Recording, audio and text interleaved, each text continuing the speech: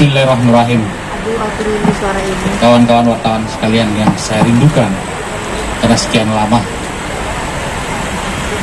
tidak ketemu. Hampir sebagian besar saya masih hafal di kawan-kawan saya semuanya. Kok saya makin tua, kalian makin muda, itu yang saya lihat.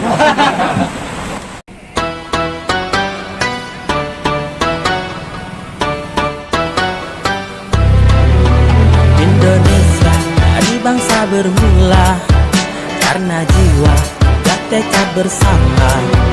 Indonesia untuk sejarah dunia bergelombang sampai meraih cita.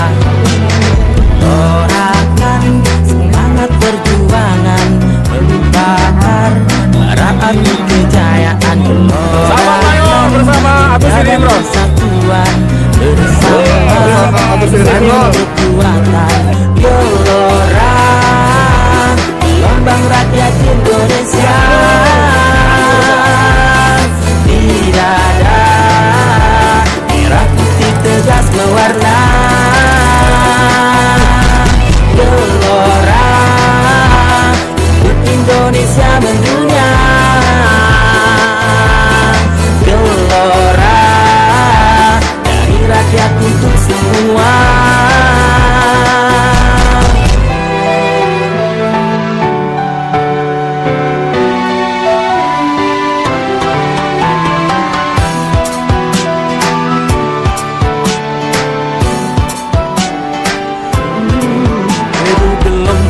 Berpandu peta jalan tanpa hilang arah bahkan tujuan.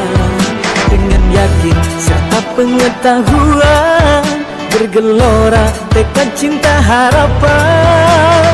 Gelorakan semangat perjuangan membakar bara api kejayaan. Gelorakan cinta dan persatuan bersama membangun kekuatan. Gelora gelombang rakyat Indonesia, tidak ada merah putih tegas mewarna. Gelora untuk Indonesia mendunia. Gelora dari rakyat untuk semua. Gelora gelombang rakyat Indonesia, tidak ada merah putih tegas mewarna. Gelora untuk Indonesia mendunia. Gelora dari rakyat untuk semua. Gelora. Pertama kami ucapkan terima kasih yang sebesar-besarnya. Alhamdulillah pada hari ini saya diizinkan oleh Bapak Haji Agus Najamudin sebagai Gubernur Bengkulu untuk menyampaikan sambutan. Karena lebih sering mengucapkan dia gubernur, insya Allah yang seperti itu, dilapaskannya itu terus. Jadi untuk itu kami terima kasih kepada seluruh media massa yang telah menunggu begitu lama kegiatan pendaftaran kami ini. Alhamdulillah pendaftaran pada hari ini secara aturan 2/3 yang ditentukan oleh KPU itu sudah selesai dan diterima. Tinggal nanti administrasi yang harus diperbaiki, dan itu nanti ada verifikasi KPU apabila ada kekurangan-kekurangannya.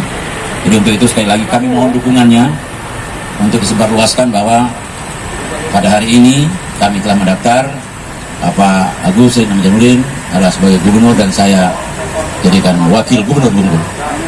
Untuk itu sekali lagi bukan pongah, bukan bangga, tetapi inilah bagian dari kehidupan kita, bagaimana untuk membangun Bengkulu ke depan yang lebih baik.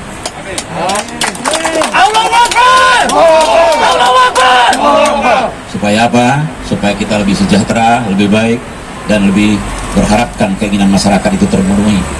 Untuk itulah yang bisa saya sampaikan. Terima kasih. Mungkin nanti ada dari kawan-kawan yang untuk menyampaikan, untuk bisa kita bersilaturahmi di lain waktu, untuk bisa bersama sampai tanggal 9 kita mencoblos. Tentunya kita berharap Agustin M. Najamudin untuk bisa memenangkan. Amin. Terima kasih. kasih. Assalamualaikum warahmatullahi wabarakatuh. Jadi Pak Agustin ya Pak, tolong Pak. Iya Pak. Agustin tolong Pak. Patah dua patah kata Pak. Patah dua kata Pak. Kata dua kata. Saya. Agustin Pak. Guru berapa? Yang perlu saya. Masuk. Itu dia. Bismillahirrahmanirrahim. Aduh, aku rindu suara ini. Kawan-kawan wartawan sekalian yang saya rindukan karena sekian lama tidak ketemu. Hampir sebagian besar saya masih hafal dari kawan-kawan saya semuanya. Kok saya makin tua, kalian makin muda, itu yang saya lihat.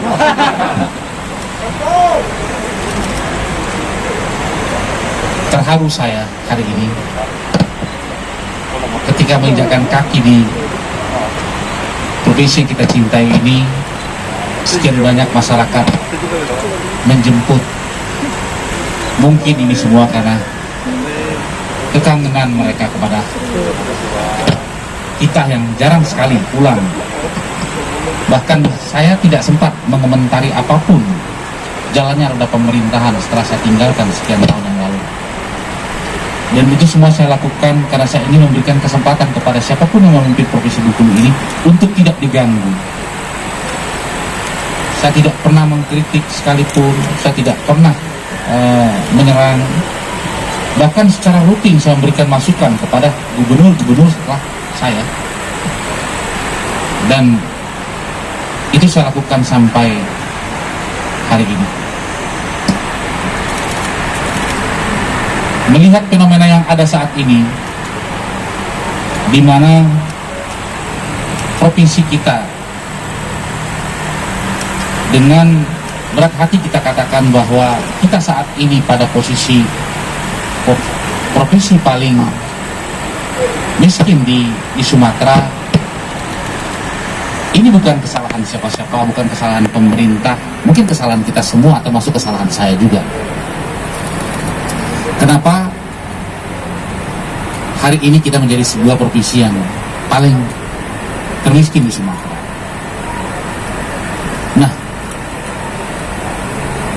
dengan kondisi itulah saya yang tadinya tidak sama sekali berminat kembali untuk mencalonkan diri menjadi gubernur di Provinsi Bengkulu,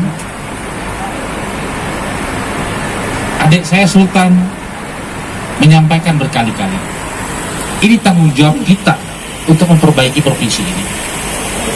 Ini tanggung jawab kita.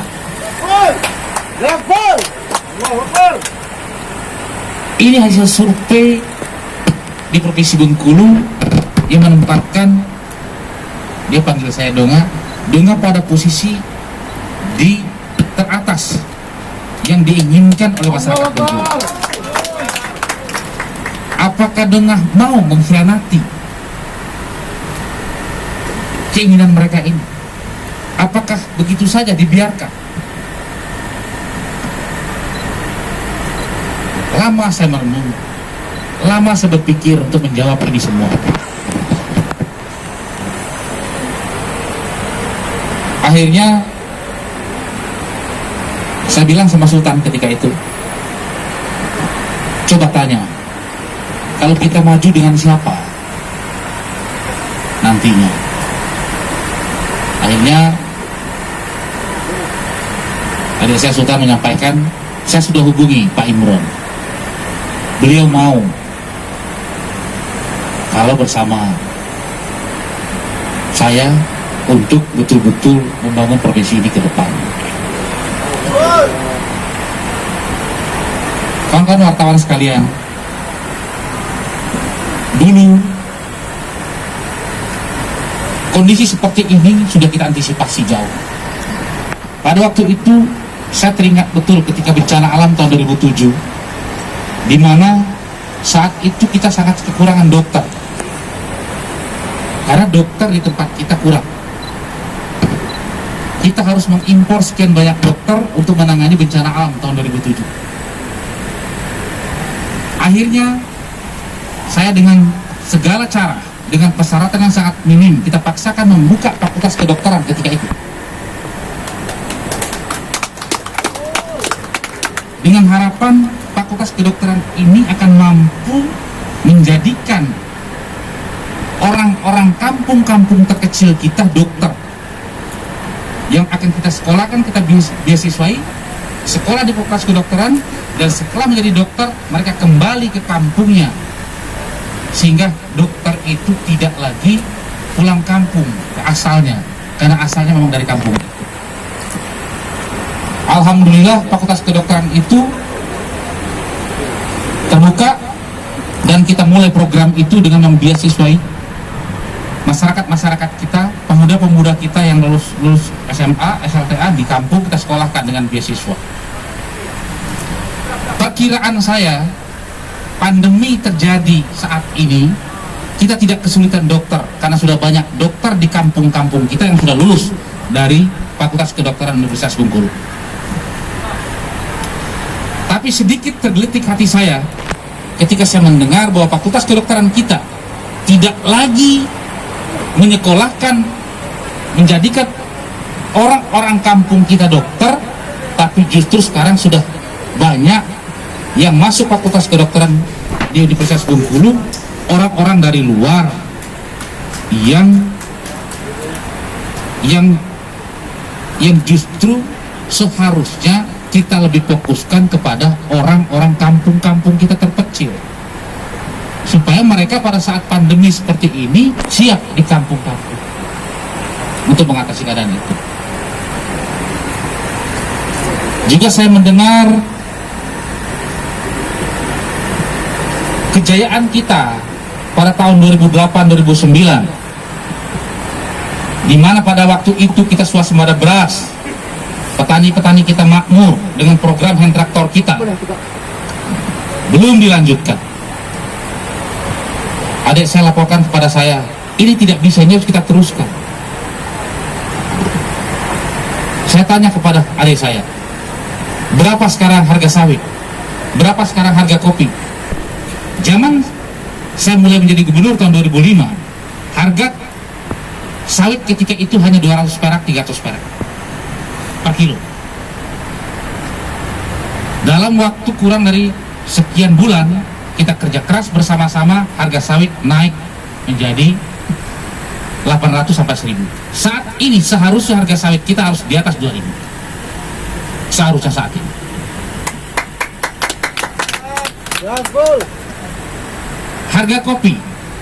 Harga kopi kita saat ini mestinya sudah harus di atas 30.000 per kilo. Demikian juga dengan harga karet. Harus sudah di atas 15.000. Hand traktor mestinya program 10 hektar sawah, 1 unit hand traktor itu harus sudah berjalan agar masyarakat kita hidupnya bisa makmur. Nah, apa yang salah dengan program-program ini? Kenapa tidak dilanjutkan? Jangan karena itu program saya jadi tidak dilanjutkan. Nah, menurut saya kita tidak boleh berpikir seperti itu. Mau program itu datangnya dari mana, asal bagus, menurut saya harus dilanjutkan demi untuk rakyat kita. Provinsi ini tertinggal jauh. Tidak bisa mengejar ketertinggalan provinsi ini dengan cara-cara yang normal. Lompatan harus kita bikin besar, baru kita akan bisa mengejar ketertinggalan itu. Kalau landai-landai saja, makin lama kita makin tertinggal. Kita harus melompat jauh ke depan agar kita bisa mengejar ketertinggalan itu. Kalau kita tidak punya keberanian melompat jauh ke depan, maka kita akan terus terpuruk dan makin lama kita makin terbelakang. Risiko apapun harus kita ambil untuk membuat provinsi ini maju. Jangan karena sebuah risiko kita mencari aman, akhirnya provinsi ini ya menjadi aman-aman terus seperti ini. Nah, karena keterpanggilan itulah saya mengajak Pak Imron berbicara, berani tidak mengambil risiko yang lebih besar. Kalau seandainya kita memimpin provinsi ini, kita melakukan lompatan yang lebih besar dalam rangka mengejar ketertinggalan. Kata beliau berani. Kalau begitu, saya bilang, ayo kita buktikan. Dan seperti biasa, Kalau kita tidak mampu mengatasi keadaan dalam waktu 1 tahun 2 tahun, pasti saya akan mengundurkan diri. Kenapa demikian? Karena bagi kita menjadi pemimpin itu adalah sebuah amanah untuk mengatasi persoalan, untuk mengatasi persoalan rakyat. Itulah kenapa akhirnya saya berada di sini saat ini dan mencalonkan diri kembali untuk memimpin provinsi ini.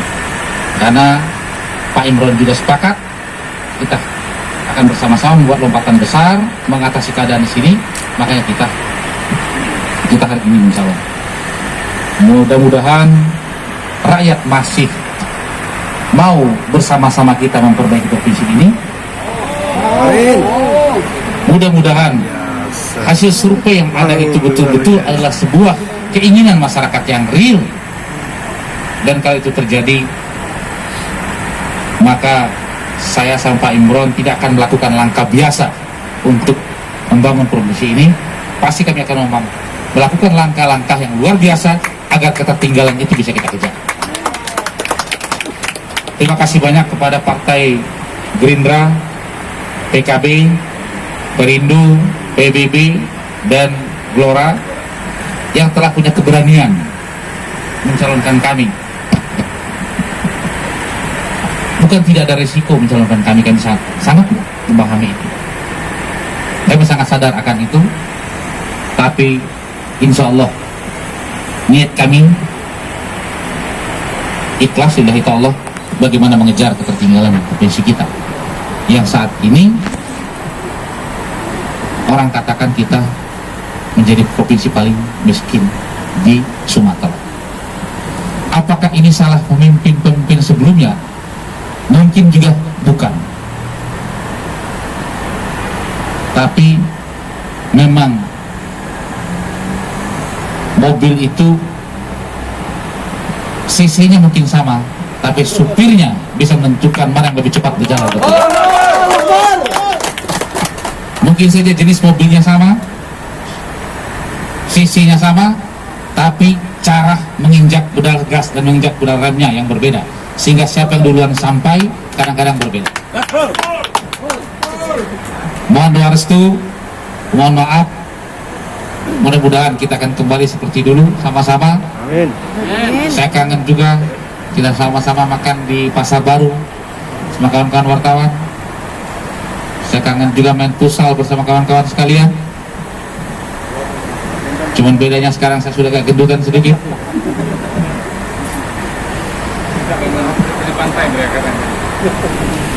Pantai Panjang harus kita teruskan. Pantai Panjang itu baru 10% dari rencana yang kita inginkan. Pantai Panjang itu harus sama semua. Apa yang ada di Pantai Panjang sekarang harus ada dari mulai Kaur sampai ke Muku-Muku sama seperti Pantai Panjang. Itu rencana kita dulu. Kalau saja kita tidak dizalimi, mungkin Provinsi Bengkulu ceritanya berbeda sekarang ini. Pasti program-program kita kemarin sudah berjalan, dan saya yakin Provinsi Bengkulu yang dulu tahun 2008 pernah menjadi 10 besar nasional dari sisi ekonomi dan semuanya, mudah-mudahan sekarang kita sudah berada pada ranking minimal 3 besar. Tapi sayang, mungkin memang karena saya memulai, maka saya juga yang harus menyelesaikan. Mungkin seperti itu. Rel kereta api yang dulu orang katakan saya mimpi, rupanya orang baru sekarang terbangun bahwa mimpi itu benar. Dulu orang mengatakan saya orang gila, kenapa membangun rel kereta api? Saya sendirian ketika itu. Jadi ada yang percaya dengan ide saya membangun rel kereta api, tapi kenyataannya benar kan? Nah, karena kita yang memulai, ya memang mungkin kita yang harus mengakhiri, harus menyelesaikan. Pulau Bay, zaman kita, Pulau Bay, kita sudah mendatangkan kapal truk sendiri, dan Pulau Bay kan kita bangun dengan sangat besar. Kita kawinkan dengan rel kereta api, dan kita konekkan dengan Inggano. Orang bilang pada waktu itu kita mimpi, tapi kenyataannya sekarang mimpi itu menjadi sebuah perbincangan yang mendekati kenyataan. Kalau saja kita kemarin terus, insya Allah semuanya sudah selesai. Dan hari ini saya yakin Provinsi Bengkulu adalah provinsi paling depan di Sumatera. Provinsi yang lain di Sumatera akan ke Bengkulu karena mereka adalah bagian dari hak Inggris menjajah Provinsi Bengkulu pada tahun 1600 bukan tanpa alasan. Bukan tanpa alasan. Kenapa tidak Inggris mengambil Palembang? Kenapa Inggris tidak mengambil Padang? Kenapa Inggris tidak mengambil Bangka Belitung? Kenapa Bengkulu? Karena Bengkulu sangat strategis dibandingkan dengan provinsi-provinsi yang lain di Sumatera. Tidak mungkin tahun 1600 sekian Inggris berani membangun benteng sebesar itu kalau tidak provinsi ini sangat strategis. Hanya kita saja yang belum berani membongkar itu. Kemarin hampir terbongkar, sayang kita terhambat sedikit karena di tengah jalan kita dipotong, tapi sudahlah, memang jalan hidup saya harus seperti itu dan saya terima itu. Saya tidak pernah mempersoalkan apakah saya salah dan apakah saya benar. Saya sudah tidak mau lagi mempersoalkan itu. Yang ada sekarang kita lihat ke depan, kita tatap ke depan, provinsi ini pasti bisa lebih baik. Provinsi ini pasti bisa menjadi provinsi paling depan di Sumatera. Saya yakin itu. Demikian, terima kasih banyak. Mohon maaf kita belum bisa bersalaman karena musim Covid. Makin banyak kita bersalaman, makin celaka kita nanti. Tapi Agustin tetap Agustin yang dulu.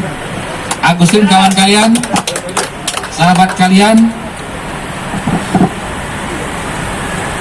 hari Jumat kita biasa makan bersama, kita biasa main bersama, tidak ada sekat antara saya ketika saya jadi gubernur dengan kawan-kawan wartawan. Kalian semua tahu, kalian ada kesulitan telepon saya.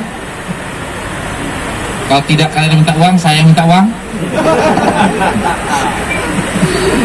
Sama seperti dulu. Kalau tidak kalian yang marahin saya yang marahin kalian. Kita biasa dulu seperti itu juga. Jangan kita menjadi gubernur di Provinsi Bengkulu ini. Sekali lagi, salam buat kawan-kawan yang lain. Sampaikan, saya sudah sampai di Bengkulu. Mohon doa restu. Mudah-mudahan KPU merestui pencalonan kita ini. Sekali lagi, mudah-mudahan KPU merestui pencalonan kita ini sehingga masyarakat punya pilihan. Di antara dua calon yang lain ada Agustin, salah satu pilihannya, sama Pak Imran. Kita doakan KPU meloloskan kita dan memberikan kesempatan sama kita untuk berkompetisi dengan sehat. Wassalamualaikum warahmatullahi wabarakatuh.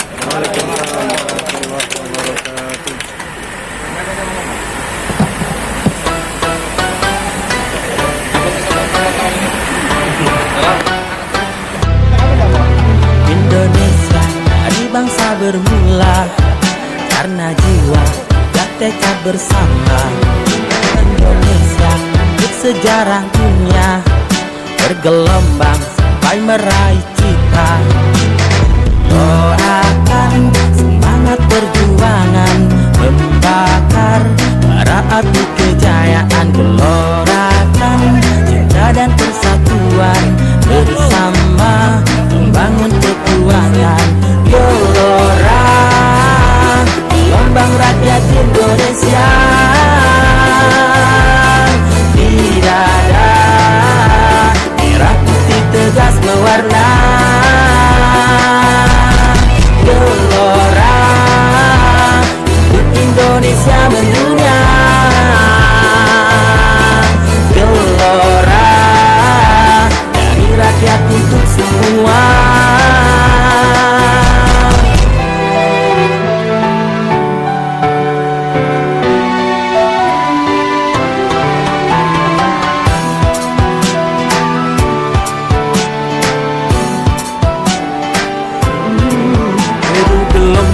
Berpandu peta jalan tanpa hilang arah bahkan tujuan.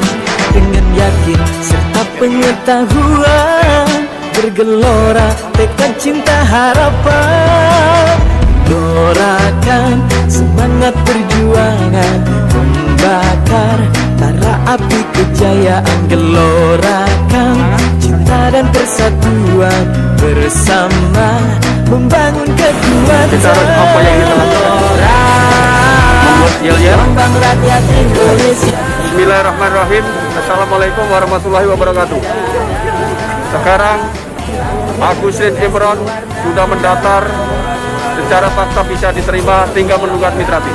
Insya Allah besok selesai bahwa kita bakal punya gubernur baru untuk memimpin Provinsi Bengkulu, bisa memajukan Provinsi Bengkulu, bisa mensejahterakan daripada masyarakat seprovinsi Bengkulu juga. Jadi rakyat kita banyak yang membutuhkan figur-figur seperti Pak Agus Rin Imron yang memimpin daripada 2020-2024. Merdeka! Merdeka! Merdeka! Terima kasih. Gelora untuk Indonesia mendunia. Gelora dari rakyat untuk selia. Gelora.